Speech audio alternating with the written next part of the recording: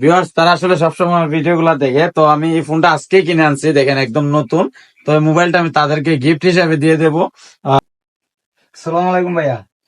ওয়ালাইকুম সালাম। কি ভাইয়া ভালো আছেন? হ্যাঁ ভালো আছি।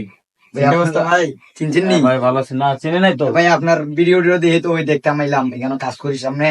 ও তাই? এই দেখা করি আই ভাই সাথে। ও আচ্ছা আচ্ছা, বাড়ি কোথায়? এই বানিয়াচুম। বানিয়াচুম? জি। আরে আমার গ্রামের মানুষ।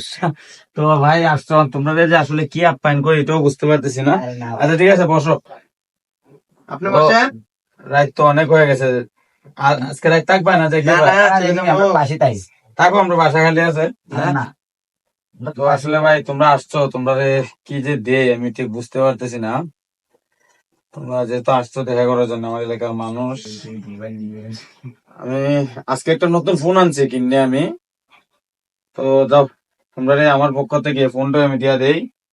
ভিউয়ার্স তারা আসলে সবসময় ভিডিও গুলা দেখে, তো আমি এই ফোনটা আজকে কিনে আনছি, দেখেন একদম নতুন। তো এই মোবাইলটা আমি তাদেরকে গিফট হিসেবে দিয়ে দেবো।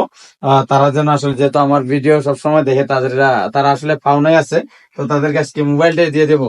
হম, নাও ভাই। না ভাই লাগবে না, আমাদের মোবাইল আছে তো। আরে সবারই তো মোবাইল আছে, এটা আমি তোমাদেরকে গিফট করলাম। ঠিক আছে, নাও, তোমারে করলাম, তুমি যেহেতু বড়। একটা সেলফি তুলি ভাইয়া, এটা আসলে স্মৃতি হিসাবে। মোবাইলটা নতুন।